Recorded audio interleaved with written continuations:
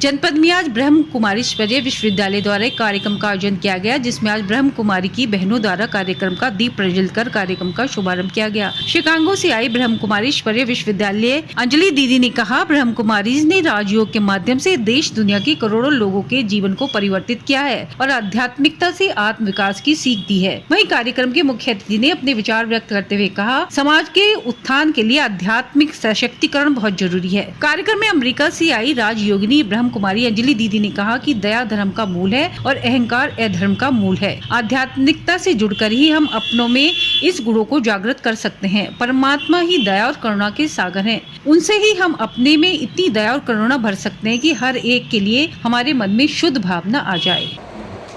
सभी मंच पर स्थित विराजमान महानुभाव, सभा में उपस्थित सभी मीडिया वर्ग के महान सम्मानित भाइयों बहनों को इस ईश्वरीय परिवार की ओर से ये ब्रह्मा कुमारी संस्था विश्व लेवल पर क्या कार्य कर रही है, आज इस नाम से शायद ही कोई अपरिचित हो। इनकी बुरी गतिविधियों के बारे में विस्तार से भले ही न जानते हों, परंतु हमारे शहर में, देश में, वर्ल्ड में एक संस्था चल रही है। और मैं इस आध्यात्मिक ज्ञान में लगभग 8 साल की उम्र से हूँ और अभी प्रेजेंटली मैं शिकागो यूएस में रहती हूँ। वहाँ पर भी इस ईश्वरीय ज्ञान के द्वारा हम अपनी सेवाएं दे रहे हैं। और आज का जैसे विषय है करुणा और दया भाव से आध्यात्मिकता के द्वारा हम कैसे अपना सशक्तिकरण करें, माना आत्मा की उन्नति करें, आत्मा में वो शक्ति जगाएं।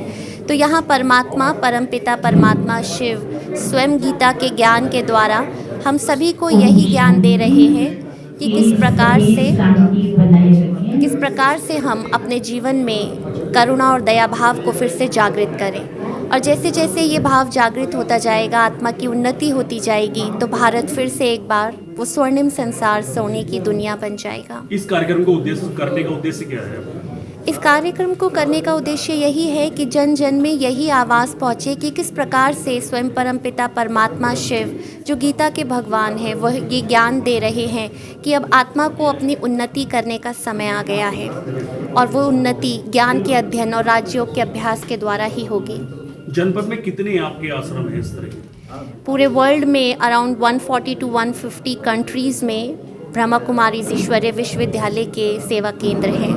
मुजफ्फरनगर में कितने हैं? मुजफ्फरनगर में एट प्रेजेंट 2 मुख्य सेवा केंद्र हैं और ये तीसरा गीता पाठशाला है। क्या क्या कार्य होते हैं यहाँ पर? जैसे कि स्ट्रेस मैनेजमेंट और किस प्रकार से मन और बुद्धि को शांति की ओर लिया जा सकता है, कैसे हम अपने जीवन में प्रैक्टिकल लाइफ में, चाहे आप जॉब करते हैं, आप चाहे अपने गृहस्थ जीवन में रहते हैं या आप बिजनेस करते हैं या जीवन में कहीं भी है, किस प्रकार से मन और बुद्धि को शांत रखते हुए उस खुशनुमा जीवन को जिया जा सकता है परमात्मा की याद से, वही यहाँ पर सिखाया जाता है। स्वयं भगवान का ये ज्ञान हर आत्मा को दिया जाता है।